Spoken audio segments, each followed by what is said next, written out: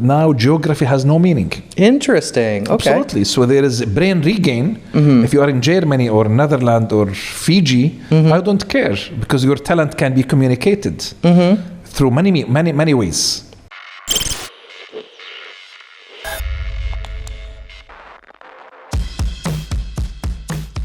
I've listened to people from Columbia University when they talk about the financial crisis. Apparently, there is a combination of arrogance and ignorance, even at the political elite and the intellectual elite.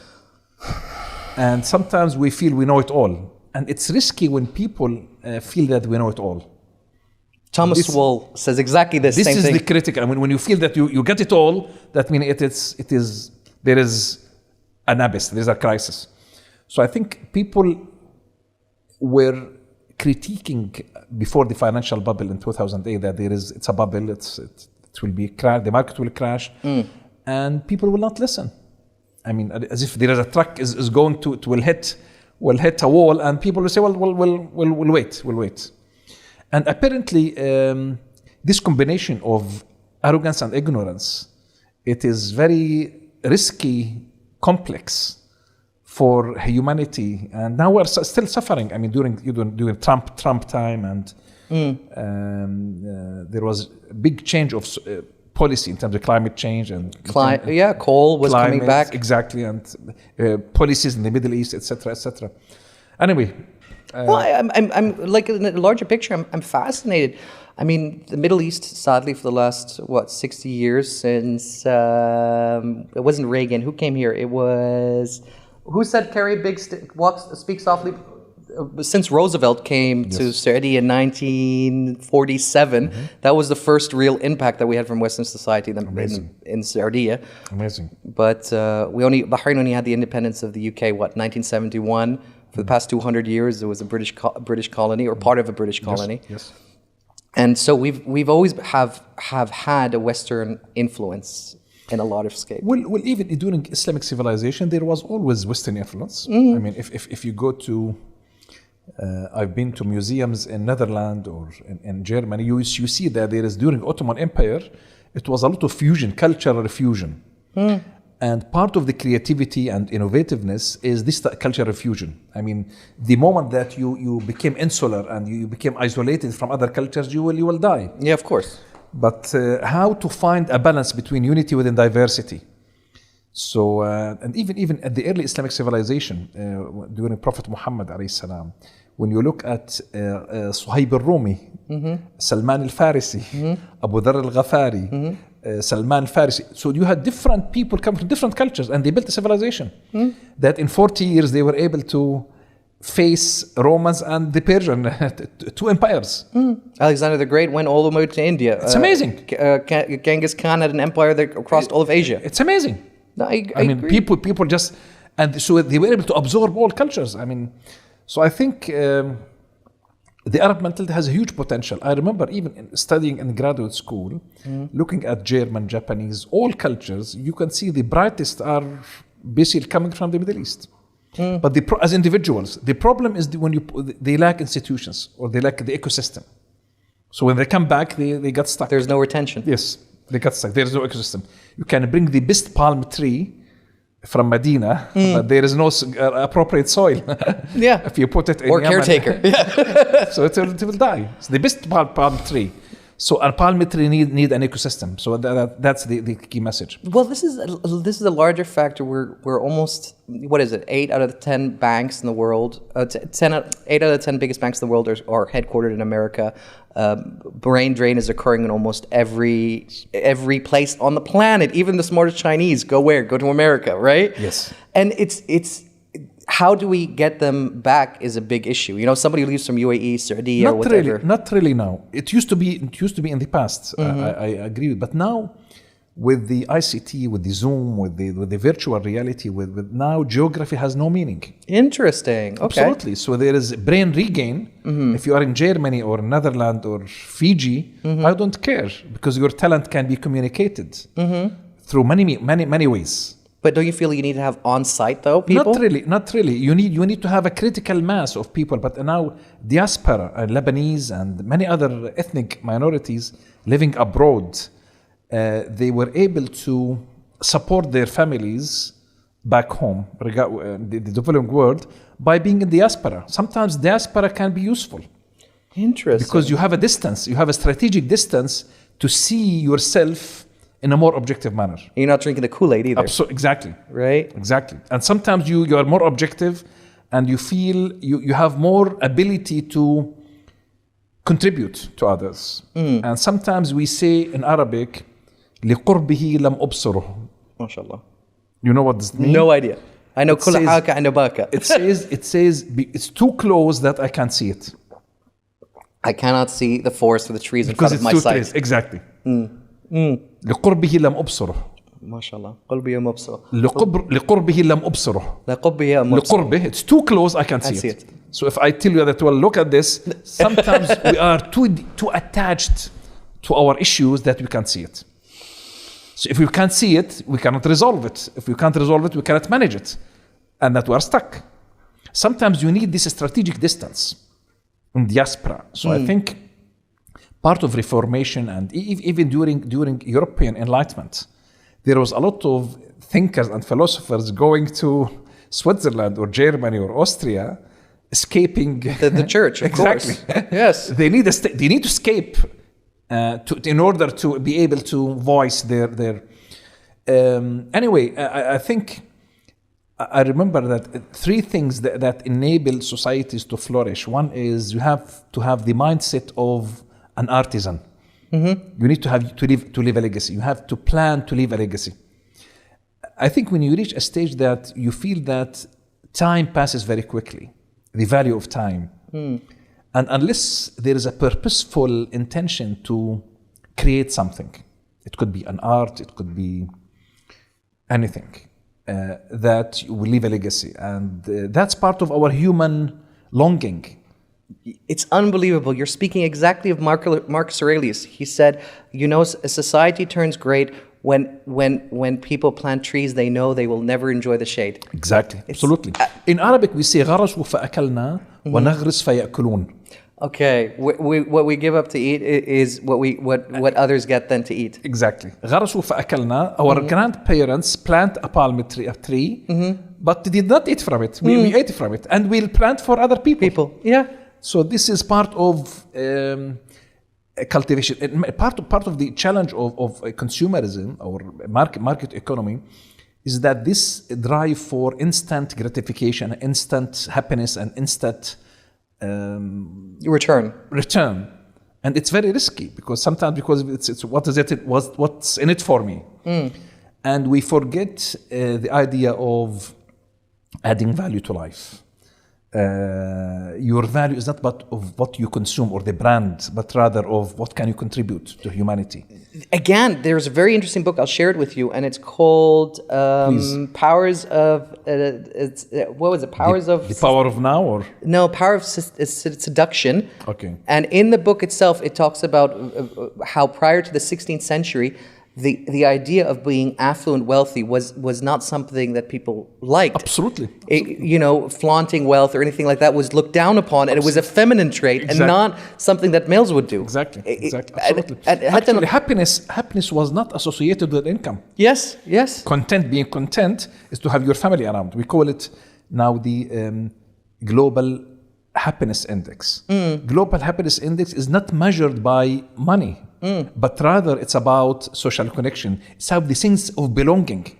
It's not the amount of your belongings, but rather your sense of belonging. I think the value of time, we teach our students how we are unable to learn from nature. We call biomimicry. We don't learn from palm tree. In Quran, there is a story that you are not learning from a certain ant or the bee or the crow or the birds.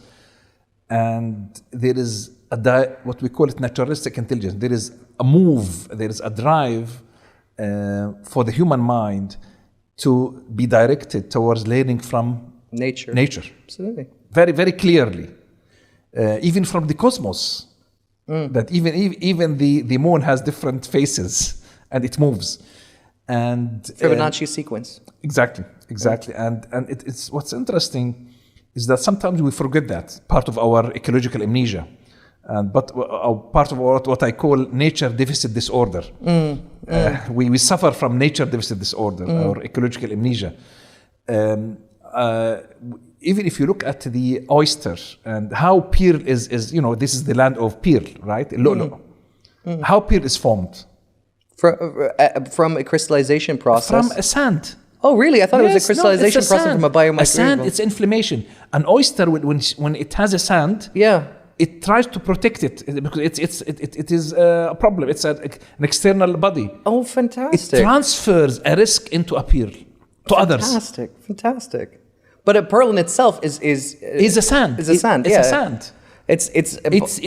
It causes inflammation to the oyster. Exactly. One way the oyster tries to overcome this risk, spill it is to make a pearl. Fantastic. And the question that I'm trying to tell our students, okay, if the oyster is creating pearl for us, what are we creating for others? And in many cases, I remember in Switzerland, I had a nice training leadership workshop in my ex-work as a regional director. And a Swiss lady came and the company name, the logo for her company name is Swim Upstream. I like that. Swim Upstream. It's like salmon. I have exactly salmon. And the logo of her card is a fish going upstream. That's nice. And you know the salmon, how the idea. If the salmon does not swim upstream, it will die. Because it's about reproduction. Because it lays its eggs and it just spills its sperms that upstream. Applies to us. It's an interesting lesson for us. If we go with the flow or we don't basically face challenges and try to excel and return to where we were, and we will not. We have to swim upstream in many cases.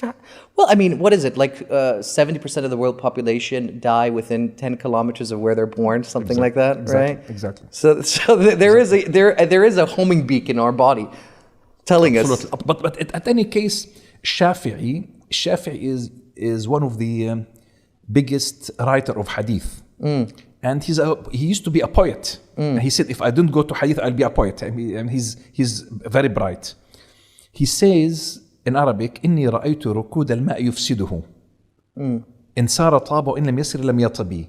He said, I'm seeing water, if it stands still, it will be polluted. It will have algae. If it moves, it will have the purifying power.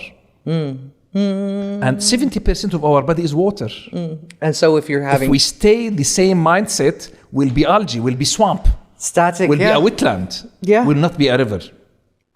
What do they say? The worst thing other than smoking is sitting still. Exactly. And that's something. And we do that on hours on end. Exactly. So do you not feel also from the perspective of human conditioning of what has occurred in the last 100 years, we went from a very mobile society that was constantly on the move to now being a very sedentary society? I mean, تروح الحين الناس تشوفهم بالجلسة جالسين بيتحركوش ويشربون قهوة بالsun and they have no problem. But if you take a younger guy there and he goes after 20 minutes, خلاص أموت ما أقدر. I think I've been to Senegal in Dakar. I was fascinated to see that people are very slim in Dakar. So I was wondering. He said, well, part of the culture is to run around the beach, like Lebanon. It's very natural in Lebanon to walk around the beach. People are very dynamic. It's a very vital, vibrant culture. That's very true. I think part of the oil syndrome and the people feel that rest or luxury is to stay. I mean, it is part of luxury. I mean, they feel if you exert effort, that means it's you're bad. That's just relax. I mean, why bother? خلاص اجلس. Exactly. تعال لا تتعب. خلي الناس بيشتغل. واحد تاني بيشتغل عنك. Also, technology is making us very lazy. I mean, if in the past you have to walk to fix the TV, now you have the car. The technology is making us very dependent on. Well, we have a statistic we bring up a lot, which is, Dan, can you type it in again? It is that high schoolers today have the same anxiety level as asylum patients in the 1950s. Wow. And that's because of lack of human connection. Amazing. It's scary to think about. Amazing. Wait, there you go. Amazing. Yeah. Amazing. It's and that's because, if you ask a general 20-year-old, they don't have more than one friend. Amazing. Sure, absolutely. But I think in terms of the empathy, the human empathy, what we feel that as well, I remember education can be a source of either colonization or decolonization. Absolutely. And I met Nelson Mandela in 2015. Oh, wow. Yes, I have a photo with him. And we talked about the idea of decolonization, decolonizing the mind. You cannot liberate a society unless you decolonize the mind. And that's what India is going through right now. Exactly. I think the Arab world, still we are at the early stage of, we have too many disappointments. Disappointments from the political system, disappointments from the culture, etc., etc. But still the idea of emancipation, human emancipation, and looking of who we are, what do we stand for, and what's our mark in history? Yes, we have a huge responsibility. I think when you look at the American Declaration, the Constitution, you feel that the founders were transformative and enlightened, responsible people, responsible leaders. And we have very good people, I think, in the Arab world, but still maybe perhaps the conditions are not appropriate for... It's not easy. It's not easy. Because, what you need really, it's hard because you ideally want a place like China where corruption is stumped out at every level, right? But then you also are left with the people state or the People Republic of China where you don't know what the party is up to, right? And in the US, you have a lot of corruption, obviously, but state officials. And here in the Middle East, you have a lot of wealth at the 0.1%, but not a lot of innovation in-house, right? Well, I think there are always opportunities for hope if we plant seeds for hope. I can see people, again, the diaspora, getting away from your comfort zone, from your little geography. It brings new perspective of the power of now and the power of networks and the power of good education. I think part of our challenge is the stagnant models of education, which is based on spoon feeding, no critical thinking, and no memorization is more important than exactly no analytic. That's very critical, and I think part of the challenge is that how you can inject a new notions, ideas, and inspiration for those people to see the big picture. Well, you have larger issues. I mean, I agree with you that education is a big component in order for the younger generation. But even right now, I mean, like Tamkeen came up to me and said, "Hey, you know what? Why aren't you hiring more Bahrainis?" I would say I'd love to, but the level of education isn't there. I would if I could. and from the other side is when like contracts are going out and stuff like that. I asked them, hey, what's going on with this or this? And they said, well, we've decided for an American company. I was like, that's fine. But you're not putting money then into the country. You're taking money out of the country, which... It's counterproductive. Exactly. It's counterproductive. Exactly. Anyway, I think many scholars wrote about the structure of the Arab mindset, how it's structured. And part of the structure is underpinned, it's founded on what we call tribe, and the idea of spoil. Because of the mentality of it's just to take without merit.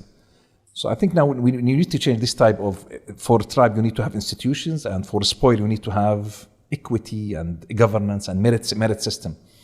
And it takes a journey for emancipation. It's not a quick, there's no quick fix. There's no technical fix. Of course. So it's a journey of knowing self. There's a lot of consciousness and conscious evolution, who we are, what do we stand for. And what I'm seeing now, if you look at the global agenda, there is I think, a need for a balance of spirituality to this sustainable debate. There is a lot of, you can see that the economic system is failing people, failing nature, and in many cases, the cultural dimension or the value-based and spirituality is being missing in now. And part of our social DNA, we are created from soul and matter. Unless there is a balance between mind and soul and matter, Islam is found in something called oneness, tawheed. Tawheed is not only with the oneness of God, but rather oneness of social sciences and natural sciences. Oneness of our origin and destination, because this is a time frame. Oneness between art and science. There is fusion between art and science. There is no separation. Oneness even between the idea of gender, the gender debate about man and woman, who are we, and the issue.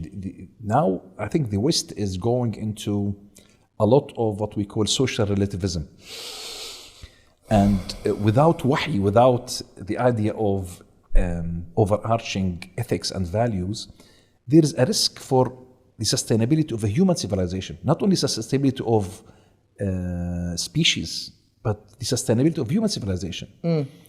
And I think this part of the world, this is a land of spirituality, from Damascus to Morocco to Egypt to Iraq to the Gulf. It is a land of spirituality. All prophets came from this land, from Abraham, from Iraq or Egypt or Palestine. So I think, and Mecca. And I think getting inspiration from both the rational imperative of religion and also the spiritual dimension. Sometimes people look at religion as only purely mystical, which is not true. You need also to look at the rational imperative. Even the journey of Hijrah from Mecca to Medina, refugee, when the Prophet moved from Mecca to Medina, he used strategic planning, all ideas of defining a goal, look at alternatives, allocate resources, very rational imperative. So do you believe that Islam, as a participant, you see it as a collective view, or is it an individual view? Both. You think so, yeah? Yes, absolutely. It has two realms. Yeah. It has two realms. Because there's a lot of Muslims who just listen to whatever the Imam says, and then that's it. And they never read the Quran. That's a problem. My kids, I have this problem. Absolutely. So there is... There's a problem. There is an issue with that. A problem, part of the Western hegemony. This intellectual hegemony, because we lost our indigenous, authentic story and narrative. And analytical thinking as well. Exactly. That's a big issue. Exactly. Because you're happy just listening to whatever Imam, and that's it. Part of what intellectual hegemony is that, well, you look at the powerful. Who's the powerful? It's the US. So follow what the other is doing. So I think now there is a lot of regaining our consciousness and regaining our social DNA or our identity, who we are. And there is, also feeling proud of what we have. I look at, for instance, at social innovation and what we call rational imperatives and reasoning. And even the Prophet, when he talks about cultivation of palm trees in Medina, he told some people to do cross-fertilization. Or he said, why you do it? He said, why don't you do it? Just stop it. And it didn't work. And the trees, the palm trees died. Withered. Yeah. So what did he say? Well, you know better. You know what's better for you. So I think my understanding now, when we celebrate failures, a part of experimentation and reasoning is to look at what we call zero options and zero alternative and do nothing alternative and examine it. And the conclusion was, Antum adra bish'uni dunyakum. You know better what's good for you. So, but you need to try it. The idea is you shouldn't listen even to the Prophet for the domain of experimentation, not spiritual. Sure. So try it. Sure. So I look at the story of the tree as an open innovation lab, a social innovation lab. Missing in all of human society, not just in try the Middle it. East. You know what's good for you. So the broader notion is try it. If it fails, just you adapt, you adjust. Because on this, on just, I wanted to add the piece about with when we're talking about the West. I think one of the reasons why it's heading downhill. Akash can drive you home. Just let me know how much time you have. Well, I prefer to leave around 5:36. Yeah, we can do that. 5:36. Yeah, can you put that in clock? 5:36. Around 5:30. I mean 5:30. Yeah. 5:30. Because I was just going to add, I think one of the failures that we see is in the U.S. and the downhill approach to it is the loss of trust in institutions. Yes. And as a human society, maybe not an individual basis, you can believe what you want to believe, you can do what you want to do, but as a society, you need to have trust with the institutions, be it medical, be it WHO. Absolutely. If those things are corrupt, then it's a collapse. Collapse. Good night. Absolutely. Right? If the World Economic Bank and you don't trust what they're doing, then that's it. The same with the IFM. Absolutely. I mean, there are interesting literature about a well-known book by Diamond called Collapse. You've maybe read it. And the idea of collapse is that when people rely on one source of economy, there's no diversification of economy, it'll be very, very fragile, very vulnerable to collapse. So he looks at the Maya and the Aztec, and they were depending on one source of food security. And when there was a climate change, the entire civilization collapsed. And it's interesting, in literature, in economics, we talk about the Dutch disease. The Dutch used to be dependent on oil. And as a result of that, they were unable to sustain a thriving economy, and they collapsed. Yeah. And Libya is a good example. Libya is a rich country. They were just, they have a sea, they have 2,000 kilometers of sea. Europe is their neighbor. They were not able to invest in tourism or agriculture or whatever. But again, governance, good governance. Ibn Khaldun talks about the cycles of civilization in the early 12th century, and he was an immigrant. He lives in Spain, in Andalus, and then he moved to Syria, Egypt, and he faced the Western invasion from Mongol. Ibn Khaldun wrote an interesting book about his Muqaddimah Ibn Khaldun, about there is a social cost for luxury. You can have luxury, but there's a social cost. And he talks about the value, the significance of good governance and good morality to sustain a civilization. So it's a combination of rational imperative, I mean good wealth, you need natural resources and human capital, but also there is the spiritual dimension, the value dimension in order to sustain a society.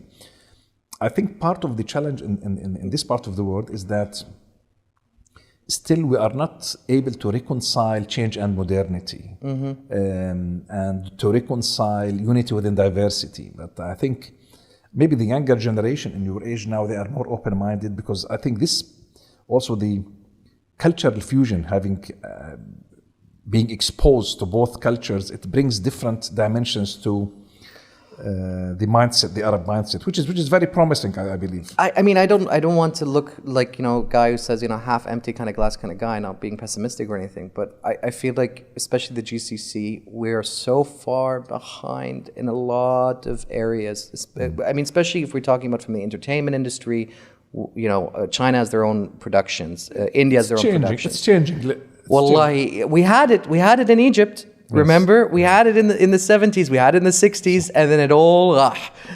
And then now we're stuck in a situation where most of the media that we're consuming is American, and then we're wondering why everyone wants to drink Coca-Cola. Because it's for the wider audience. Again, that's very critical. But I think there should be. I mean, I view myself as a global citizen. I mean, it's good to have more than one language. I mean, I wish I speak 5 or 7 languages. I think in order to communicate, to understand the others, and to be understood. I agree. That's crucial to be a global citizen, I think, and part of having the civilizing power of this part of the world. But again, the solution is not either or; it's both and. So I think we need to be broader minded and to see how we can harness the power of now, the power of networks, And the power of perspective, how we can see different perspectives with the shift in technology, with the shifts. I mean, the essence of this part of the world what was the pivot point for humanity, for human civilization. From Iraq, Syria, Egypt. Everyone came from Africa over 200,000 or maybe. I think now regaining this confidence, regaining this. You can have AI, you can go to the space, but still you need the human empathy to balance technology. So I think we need to know our value, and not what we call in Arabic. We should not go into the cave of الضب. You know what's الضب? It means generally loneliness, لا? الضب هو the big rat, like a big rat. It goes into a hole in the desert, in this sand. Oh, حق الanimal you mean? إيه الضبة. الضبة. إيه, oh my God, I haven't thought about that in 20 years. الضبة. In the Prophet Hadith, it says, you will follow the dab and go into the hole of the dabba. He said, who are they? Like Christian. He said, yes, you will follow them like going to the hole.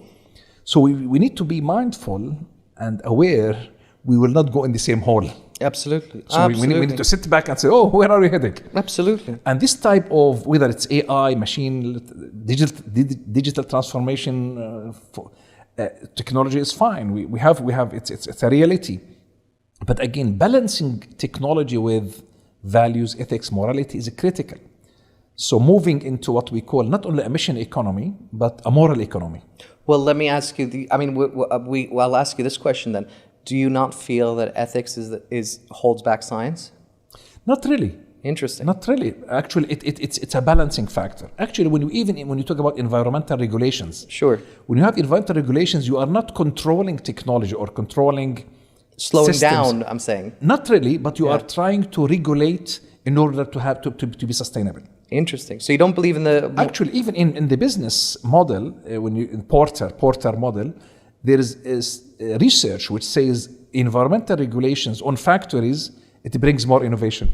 Do you not feel that Milton Friedman's idea of open markets and letting companies finally decide on consumers is the fastest way to ensure? Or do you think that's a downward spiral? Well, I think people are realizing after COVID-19 that there is a cost for globalization, and it can be very risky, and there is nothing called somewhere else. You cannot throw your waste somewhere else. At the end of the day, there is waste, there is pollution, but at the end of the day, there is supply chains, and at the end of the day, you need to minimize the distance for your supply chains. You need to localize your supply chains in order to be resilient. Look what's happening now in Ukraine. U.S. with the medicines. Food security, supply. So people are realizing it's not so good to have all your eggs in one basket. Exactly. No, I agree with the complementarity. I think the complementarity, and also, again, the type of consumerism. Do we need? Our lifestyle, our way of consumption. It's not sustainable because again we are following the American dream, and there's an interesting book which is called The Overworked American, which says basically part of the American dream is convincing the ordinary consumer that if you buy now, you pay now and buy now, pay later, and you end up with accumulating more goods. But the paradox is that you have more goods, but not in sufficient time to enjoy your goods. Sure. Which is very paradoxical. And the debt carries you forward to eternity. Exactly. I agree. It's very paradoxical. So you have all the stuff, but there is no time to enjoy all the things that you accumulated. So it's very, very, very controversial. And even the correlation, the relation between happiness and wealth, there's a certain threshold that even if your wealth increases, happiness will not increase. $40,000 is about that. Yeah. Yes. So so what? Yeah. It will be basically you are consuming more goods. And anyway, I think redefining progress and redefining happiness, redefining what constitutes good life. We call it حياة طيبة. إيش الحياة الطيبة? When I look at literature in Surah Al-Nahl, Surah Al-Nahl is very fascinating surah in Quran, which talks about من آمن منكم وعمل صالحا من ذكر أنثى فلنحييه حياة طيبة. Anyone from male or female who does good deed, he will live a good life. So it's a condition. If you do good, you will have a good life. Very karmic. Exactly. But when you look at the definition of what constitutes a good life, حياة طيبة, it's not about money accumulation. It's about being content. Because we spoke about this earlier. I agree with you. But for people to understand what content is a very difficult process. Yes, absolutely. It takes a lot of consciousness and a lot of, because for a teenager, it's car. It's impossible, yeah. It's a fast car. It's a beautiful girl. It's whatever. But it takes a lot of consciousness, a lot of maturity to reach, well, does it really matter? Is that it? Well, or eureka moment. I'm reaching this eureka moment. وجدتها. Eureka moment. Oh, I got it. Now I see it. Sometimes it takes people till 40 or 60 till they reach this eureka moment. Carpe diem in Latin, yeah. Yes, yeah. But I mean, I'm with you. I mean, you can look again in places like Paris, where institutions, again, we talked about this, but where local populations are attacking tourists. And when asked, why are you attacking them? They said, well, they have a nice handbag. I don't have a nice handbag. Yeah, I've seen that. I've seen that. Yeah, you're like, well, that's not really a reason, is it? I've seen that people were throwing stones in some countries to a train, to a tourist train. And the reason why shouldn't we have access to this train? We need to drive to have a ride. We can't afford to have a ride. Again, there's a lot of marginalization and polarization between the have and the have-nots. I mean, that's part of the challenge. But I mean, the Gini coefficient, if you look at at a global scale, the more capitalistic a country is, generally your income goes up, your life standards go up. In the span of 10 years, very few people, are at the very bottom of the income level, right? Yes. And there leads to a bigger question, which if you look again at the US, because that's where most of the data sets are produced, what is it? Like 10% of the population is unemployable, meaning that the military will not employ you at any level. So if the military is not even willing to have you on team, how are you going to be able to find any kind of job? But unemployment level is like 7 million. So somehow these 22 million people are finding jobs. Yes. It's very, very drastic. Yeah. Absolutely, very drastic. It's fascinating, these data sets. Absolutely. And do you see that here coming in the Middle East? Do you see that do you think it's more the responsibility of larger businesses to innovate and bring more daughter companies? Do you think it's from local entrepreneurs that need to be pushed? We define innovation as a symbiosis between bees and trees. So this relationship between bees and trees are the big corporates, Aramco, Jibik, Babco, Alba, whatever, and the bees is basically SMEs, small and medium enterprises. And finding the synergy and the conditions for this symbiosis between bees and trees is critical for innovation. I believe, I like the story of, I usually refer to the what I call the historical memory. Any civilization, if they are eager, they aspire to have a revival and enlightenment, you need to have a historical memory. You need to have the written word. Absolutely. So I look at the Medina model, when the Prophet migrated from Mecca to Medina and established a social contract. We need a new social contract. And part of the social contract is a sharing economy. Now people talk in SDGs and UN about circular or sharing economy. The Medina model was based on sharing economy. People were sharing resources, wealth, real estate, etc., land. And also, one entrepreneur, he said, well, I don't want to share anything. I don't want to take anything. Abdurrahman bin Auf, he said, no, I don't want money. I want the ecosystem. He said, show me the market. Some people have this type of streetwise genius that if they go to the market, they know the demand. They can smell the money. They can smell the money. I said, no, just show me the market. And he became a millionaire. But he has the merchants. He said, just show me the market. Just put me in the right ecosystem. Which is, so I refer to Abdurrahman bin Auf, one of the Sahaba, as an entrepreneur, a social entrepreneur. He refused to take money from Tamkeen or whatever. There was no Tamkeen. He refused to. He said, just put me in the right. So he was able to see what are the people buying, opportunities. what are people selling, exactly, and to make margins. Create value, which is interesting. So I think what matters, I think the role of the government is not only to fix market, to put band-aid. The role of the government is to set the direction of the market.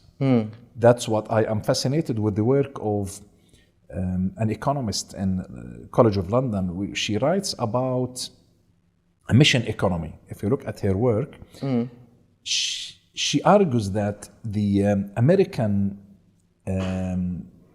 Enlightenment, the American Reformation, the American progress in technology was founded on the idea of mission economy when Kennedy in the early 60s decided that you want to land man on the moon. And people were going to streets, protesting, saying, well, we need education, health, how moon is something imaginary. That's in the early 60s. What's interestingly enough, now when people look at, in hindsight, the outcome of sitting man on the moon was basically you have nanotechnology, integrated circuits, microwaves, solar energy, thank you, you name it. But it wasn't based on a sectoral view, but rather more collective intersectoral mission. Interesting. So it's a mission economy. Exactly. So the role of a government is not just to fix a certain sector. It's to set targets. It's to set targets. Interesting. Not a band-aid. The role of a government is not to set band-aid for women, youth, or sector, or agriculture. Is to set global targets, and all sectors need to have a program. And I think this is interesting to look at it from a more holistic approach. Singapore is a good model, perhaps.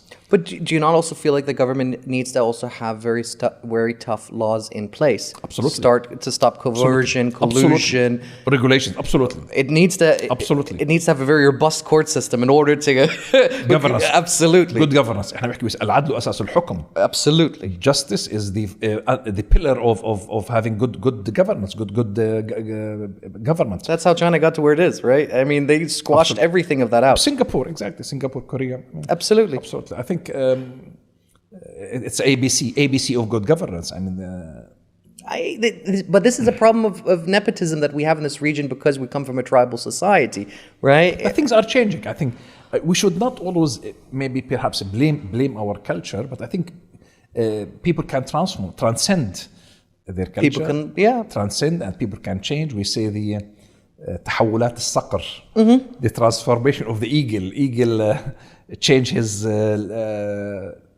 feather at some stage. So, where do you see the future of the Middle East then? Do you feel the Middle East is going to centralize its labor force internally, or do you think we're going to still be importing labor for a long time coming?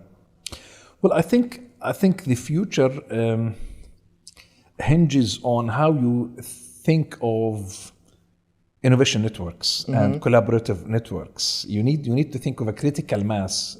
At science and technology, you cannot make a dent to science and technology unless you have your mission economy. You should not follow MIT or Harvard or Oxford. You need to have your own mission economy, mission for KAUST or Abu Dhabi or Masdar. You need to have. I believe that European Union as a model, it's interesting to mimic in the region, in the Arab world. And interesting, okay. The Arab world need to think of, because there is a governance model. It's maybe it's suboptimal. Some people will argue it's suboptimal, but at least there is a collective, a regional integration approach for governance and for rotation of governance and for European Parliament, I think we need to learn from the European model, although they were fighting in the Second World War. But they established what they call a community of coal and steel, based on common interests. And I think we have the oil, we have the human resources, we have different talents in the Arab world. So if you look for a commonwealth or a new Marshall Plan for the Middle East, a Marshall Plan, which the wealth, there is wealth in the GCC. If you can build this social contract like a new model of EU based on equity, governance, human rights, prosperity, peace, sustainability, again, we can build a model that is different from EU because it's founded also on spirituality and ethics, and learning from the EU model and also the US. US is another. It's a downstep of the EU model. Exactly. I mean, that's what the EU model is trying to do, is to mimic the US model, exactly, with a centralized government. So I think we need these transformative leaders, men and women. Women should be part of a key pillar of this. Interesting. Okay. Because I think I look at Surah Al-Nahl, Surah Al-Nahl, verse 67 till 72. The inspiration for innovation comes from female be, not the male. The entire value creation of innovation is coming from the female. From values of goods and services, Yes. Absolutely. I would agree Female. with that. Absolutely. So I think the inspiration that I get from Surah Al-Nahl, be surah in Quran chapter, is women is a key pillar for transforming societies. Well, they say that, no? Behind every powerful man is a woman. Yes, and behind that woman is his wife. Exactly. Exactly. So I think looking at these regional modalities, for me, it's very inspiring, because we see this complementarity, this between natural capital, social capital, and financial capital, and the technology. And I see where you're coming from. I agree with you to a very large extent. I believe that a system of model where you have a more centralized service and economy, in the sense of that you have one overhead government, makes a lot of sense. And it's the future. Federal versus local, and you have this type of checks and balances. You have to have it. Yes, I mean, you have, for instance, California can have different policy for climate change than Texas. Absolutely, that's fine. That's fine. Absolutely, but there is checks and balances. The EU can. I mean, there is debate between EU between the have and the have-nots, but at least there is some sort of currency. One currency. There is some economy. There is some collective dream or collective vision. I think the Arab need to work on a collective dream, a collective narrative, a meta-narrative. Where are we heading? And unless there is a big dream, a big mission that is overarching, that's a unifying dream, it will be hard for us to compel us for a brighter future. I mean, even in Africa now they can, European Union, exactly. Absolutely, African Union, absolutely. The Asian country, the Asia. Absolutely. Asian. I mean, China with Silk Road 2.0 now going to That's Pakistan, okay. and That's also. Okay. But even I think the complementarity kind of brings a lot of solidarity, a lot of I would say economies of scale, and a lot of negotiating power actually with Europe or China, or because you're a bloc. People do not deal with us as a bloc. They deal with us individually, and therefore, and that you are lost. You can pressure. You cannot have negotiating power. Simple ABC of negotiation.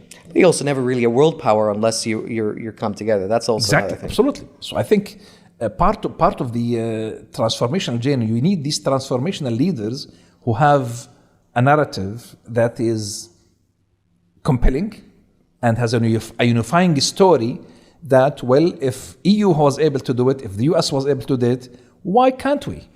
Well, I think it's the same reason why South America can't do it. Fine. That's okay. No, That's okay. there are. But we're different. I mean, you can argue for yes and no, but I think if you, since there is a rational understand, there is a critical thinking, we can understand the underlying reasons, try to overcome it, and try to fix it. No, I'm saying from a geopolitical perspective, it's against the best interests of the U.S. to let South America unify, right? Absolutely. And you can use that extent to the rest of the world. But I think if there is, I mean, now what's happening in Ukraine, it's an opportunity for perhaps for Arab region to think a new narrative. Absolutely. It's an opportunity. Absolutely. Germany just went to Saudi Arabia recently. Exactly. And you can build this complementarity with all the neighboring countries. I mean, not to mention MENA region, 24 countries, 400 million people. We have more population than the US or Europe. Well, we have to keep our eyes open because we don't want to turn into the Congo. You saw how that happened in the 14th century. I mean, most of the resources were taken out of the country, and then the country was left. Exactly. To Mali as well. Absolutely. And so we really need to have our eyes open and being like, hey, you know what? Not everyone has their best intentions at heart. Unless you take care of yourself. Exactly. No one's going to take care of for you. Absolutely. I'm with you. It's amazing how much we are on the same page. It's so rare. I've had over 60 interviews, and this is one of the few times there's a clash of vision. Where there's always a clash of vision. Always. And I think it's just corruption of thinking. You know, people don't like taking personal responsibility. But I think at the end of the day, the time that we live on this earth is very limited. Mm-hmm. Yeah. So unless there is a purposeful effort to make a difference and to make a genuine contribution, will be written off, exactly. No, I agree. So I think it's a moral responsibility. I think part of the challenge is that still we do not have intellectual capital or political elite or intellectual elite as a critical mass to say, well, where are we heading? I mean, there are good examples, EU or US or whatever. How can we learn from them? I mean, if there are think tanks. I mean, there's an interesting story, quote which says that the West colonized us through tanks. Yes. In the 19th century, now they are colonized us through the think tanks. Absolutely. But now I think we need to develop our own think tanks, to think and do tanks, and to look for our own new scenarios, new foresight. I mean, again, we need to develop our capabilities for foresight and for imagining and reimagining the future. And that's part of it's an intellectual exercise. We are not stuck with day to day just to take, to have our own meals. Mm-hmm. So unless we think beyond the time horizon of 50 or 100 years and imagine in your future, you can. If you imagine it, you can realize it. You need to set the targets. Exactly. But do you think the bottleneck is that people have decision paralysis, or they're worried about being infamous? It's a combination. It's very complex. It's a combination. I think it's a combination of both. Part of the education system, again, the colonizing of the mind. Part of the intellectual hegemony that the West is the superpower, etc. But I think it's inability to think for our own interests, to think for our own collective interests. I mean, we're seeing it right now going on with Iran, with the protests and with the fighting on the women hijab. I mean, we saw it in the larger scope of Arab Spring, but I also wanted to talk to you about environmental aspects. Do you really... I'm conflicted, because when I look at the human condition, it's only, our society is 100,000 years. You know, the world went through seven extinction cycles, right? If human beings disappear, the planet isn't going to change. There will be something next, right? How long is a sun meant to survive? Almost 9 billion years. So I don't mean to sound nihilistic, but does it matter in a larger scale? Well, I think science matter. I mean, this is the debate between philosophy, skepticism. I mean, some people are skeptical about science and policy, and I believe there are strong indicators from the scientific community that the climate is changing. We are facing biodiversity loss. There is waste generated. There is issues with desertification. And there's issues with climate change. Now, the critical message is, how can you move from fatalism or conspiracy theory to rational scientific reasoning? You mentioned this in chapter 2, I believe. Yes, yeah. the three domains. And in many cases, it's easy for the mind to say it's a conspiracy.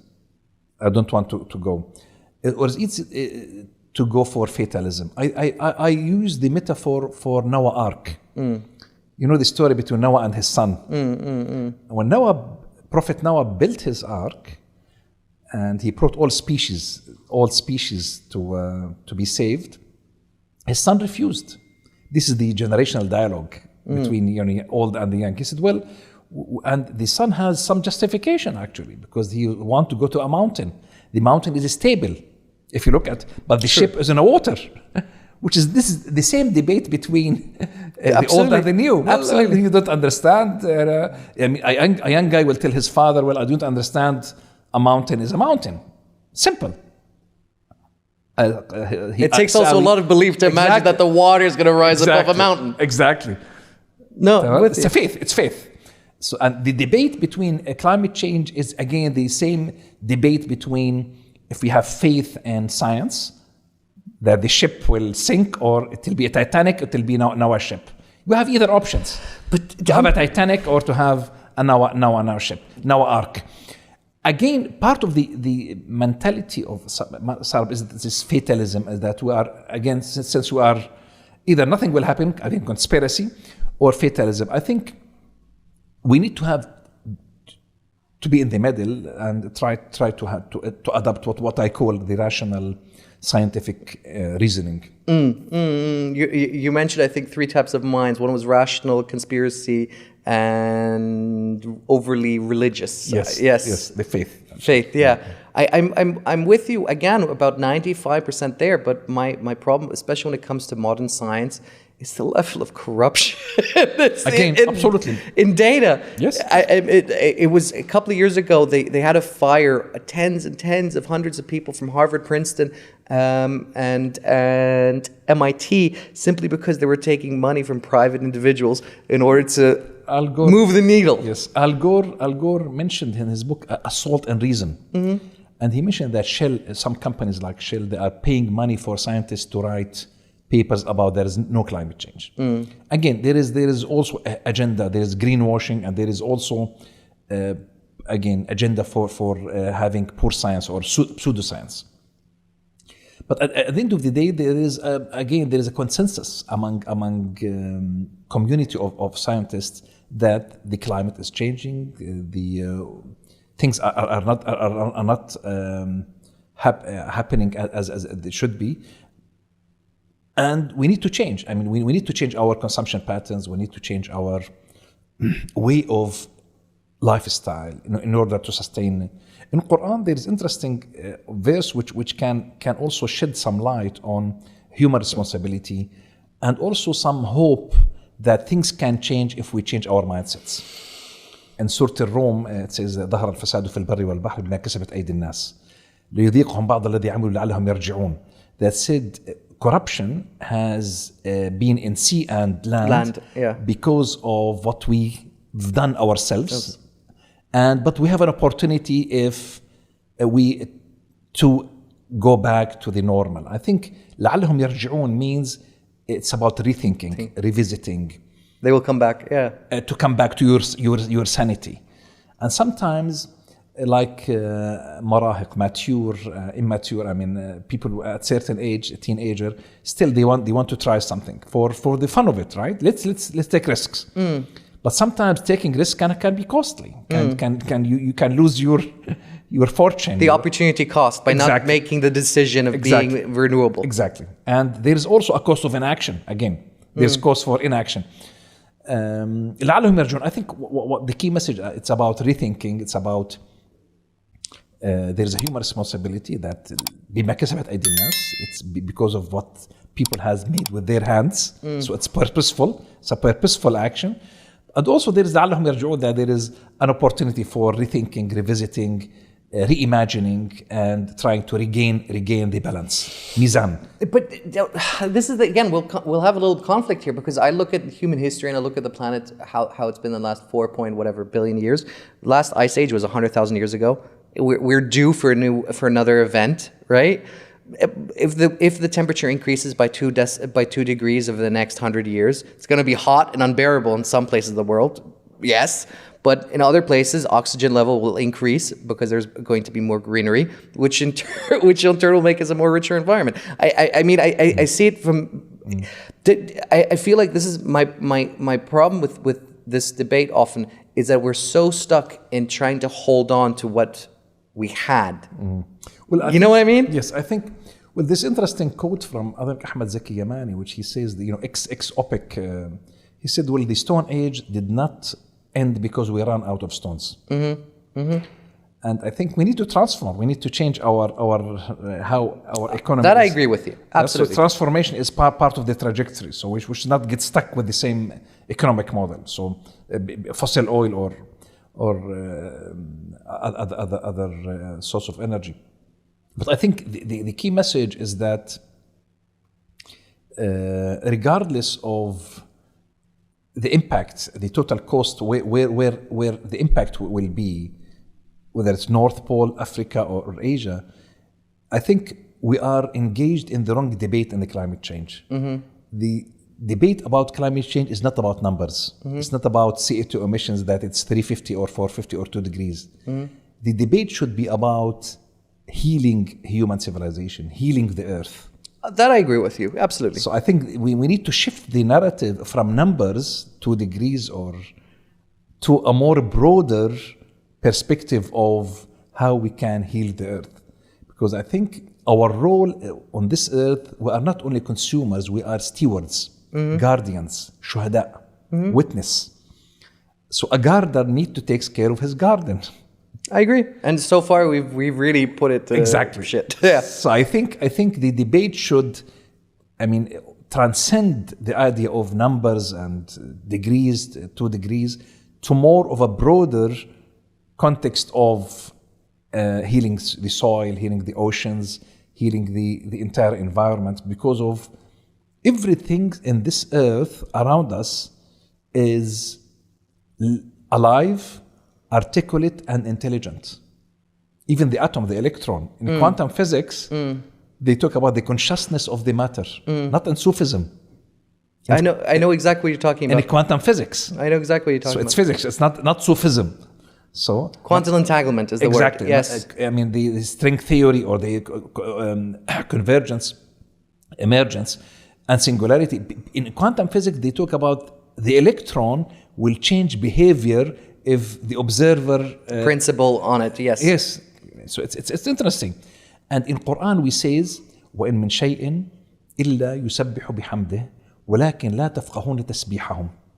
Everything, shay in Arabic, shay does not mean an object, an immaterial, a material, but rather shay means everything. وإن من شيء إلا يسبح بحمده. Everything is in a state of prayer and tasbih, sujood, in a stage of prayers. So if we hurt any species, a butterfly or an ant or anything, any living species, you are hurting, you are silencing a community of worshippers. So we are living in a sacred, this idea of Newtonian view that we live only on at the center is the human, and we are the master of the earth. We want to conquer nature. Which is ridiculous, because you're part of nature. We are part of nature, thank you. So we are part of nature, and we need to heal human civilization, heal the planet, because we are part of the planet. I agree with you. When you look at fishes alone, swordfishes are so high in mercury that it'll kill you to eat it. Yes, absolutely. It goes on, for example, like cow meat, for example, has been pumped so full of hormones and with antibiotics that you're eating a sick animal and you're becoming sick from it. Exactly. Actually, in Quran it says that. Exactly what you said. He said, وَالْبَلَدُ الطَّيِّبُ يَخْرُجُ نَبَاتُهُ بِإِذْنِ رَبِّهِ وَالَّذِي خَبَثَ يَخْرُجُ إِلَى نَكِدًا. It says a good city will have good fruits, good product. If it's polluted from GMOs or pollution or whatever, it will get you naked. Means it's upset. It's grouchy, whatever. I remember my mother, Allah yarhamha, she was over 80. When I used to travel to Europe and Asia and Africa, I used to travel once a month. You must have scared her. She will tell me, she's not educated. She will tell me, please make sure not to eat cows, beef, because there is junun al-baqar. There's cow madness.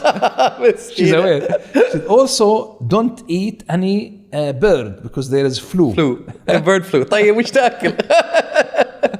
She's realizing, even when you travel, if you put what the key message, if you pollute your natural capital, you cannot live. You cannot eat beef or fish or even vegetation. I love this when vegans come on and they talk to me about it and they say, it's the right way, blah, blah, blah. And I go, listen, less than 2% of biomass is edible for human beings. Yes. There's about 300 mushrooms that humans can eat. There's about 30,000 mushrooms that will kill you if you eat them. So you need to It's amazing. And I mean, the way our eyes are, the way our teeth are, we're predators by nature. Yes. Right? So Absolutely. it's weird how people poison themselves on almost every level. We've got about 10 more minutes left. Dan, can you bring a cash?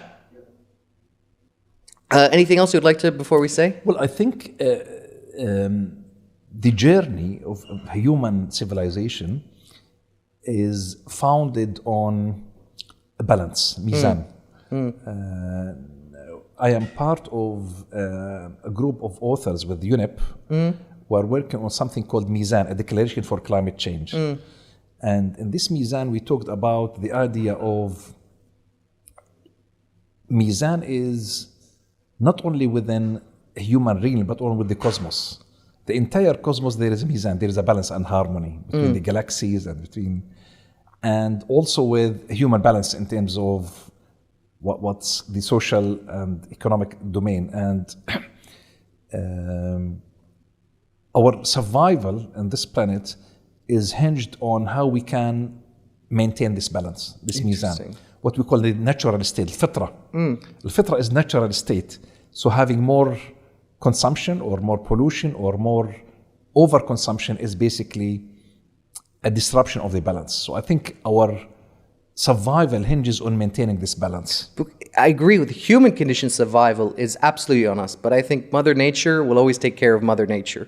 You know, I mean, wolves, where was the Chernobyl, for example?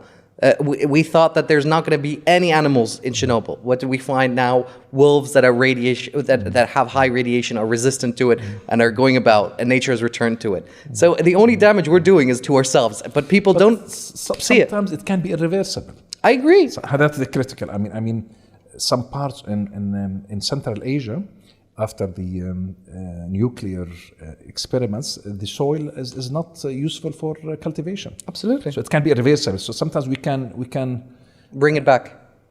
Well, we can carbon capture as well. Absolutely. There's all solutions, but I think we need to be responsible. We are stewards, not hunters. So the metaphor of our shifting our role from a hunter to a gardener is critical for sustaining our human relationship with nature. But do you see it as a bigger issue because most economies hope or work towards to have a surplus? And it's you cannot have every country in the world have a surplus. You need to also have a deficit, Absolutely. right? But things need to be purchased and sold. Yeah, but I think trade, I mean, people talk about virtual trade and energy trade. When you buy your car from Germany, you are actually importing energy. And when you ship wheat to another country, you are shipping water embedded in food. Absolutely. So there's a lot of virtual trade and virtual energy transfer between countries. But again, the idea of global commons and global contracts and how we can reach this idea beyond the region, the eco-region or the sustainable region with the economic bloc, to also, you cannot leave alone without a global collaboration as well. I'm with you. Habibi, it's been a pleasure. I would love to have you back on, inshallah. Inshallah. Sharafna. Absolutely. It's a pleasure.